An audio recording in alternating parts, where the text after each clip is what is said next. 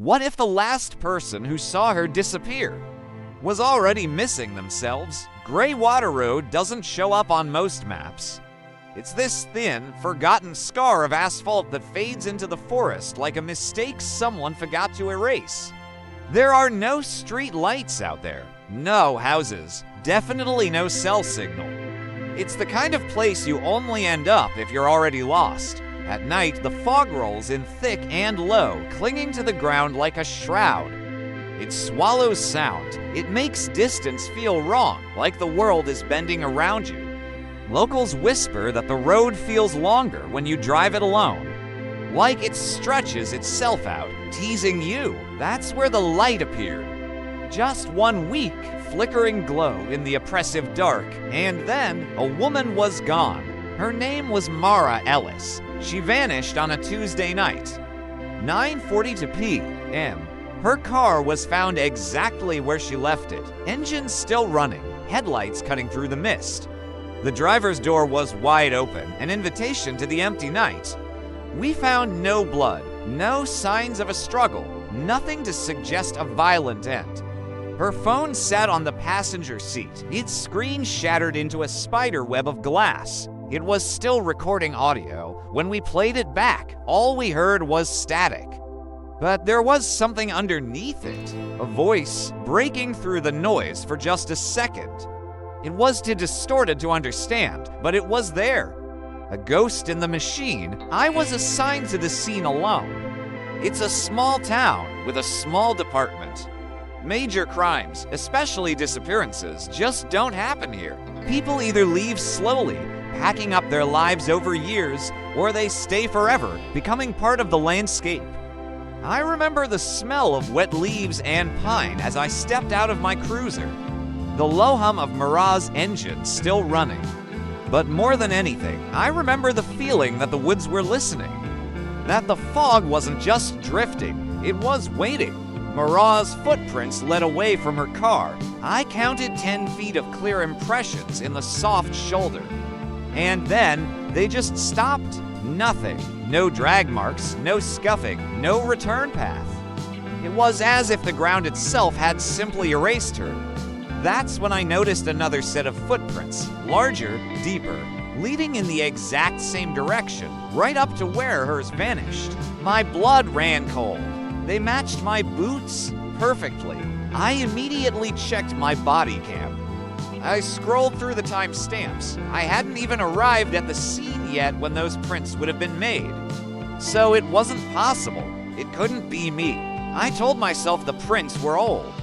From another officer, on another night, a coincidence. Still, I couldn't shake the feeling. I avoided looking too deep into the trees. Something felt off, not threatening, more like it was expectant.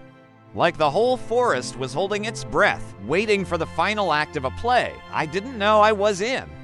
Back at the station, under the harsh fluorescent lights, I reviewed my dash cam footage. There was my car pulling up, me stepping out, flashlight beam cutting through the fog. It all looked normal. Then, for a split second, just 3 frames, something changed. A figure was standing near Mara's car. It was tall, perfectly still. As my car approached, it turned its head toward the camera. It was me, same jacket, same posture, same everything. But its eyes, they were empty, blank, like it was a puppet waiting for its strings to be pulled. I didn't report the footage. I couldn't. How do you explain seeing yourself at a crime scene before you've even arrived? I didn't delete it either. I just saved it, a toxic secret burning a hole in my hard drive. That night, the static followed me home. It wasn't just on the radio. It seemed to hum from the walls themselves, and beneath it, that same faint voice from Mara's phone, only now it was clearer, calmer, frighteningly familiar. It was my voice, and it just kept saying my name over and over, like a reminder of a promise I didn't remember making. A few nights later, I went back to Greywater Road, alone. No camera this time, no calling it in. The fog was thicker than I'd ever seen it, a solid white wall. The forest was unnervingly quiet. And the light, it was there again. In the same spot, the same weak, desperate flicker. I walked over and stood where Mara must have stood. The air felt thin, unstable, like reality had been peeled back right here. That's when I saw the scratches in the dirt. Tire marks from a sudden stop, and words carved into the road itself. You already left. Suddenly, my car radio crackled to life on its own, static. Then, a moment of perfect clarity. A recording, my voice clear as day. I see the light. I understand now. Don't come looking. And then I remembered. I remembered everything, stopping my car on this very road days ago. Seeing that strange glow, walking into the fog and meeting myself. One of us was always meant to stay. They never found Mara Ellis. The case was quietly closed, another small-town mystery. And I kept my badge, my job, my life, because one version of me did come back from Greywater Road. But when the fog rolls in, that light still flickers out there in the dark. And sometimes another car slows, another door opens, and another set of footsteps stops just a little too soon. So if you ever find yourself on a lonely road and you hear a voice calling your name in the dark, you should ask yourself one thing. Are you being followed? Or are you being replaced? Thanks for watching.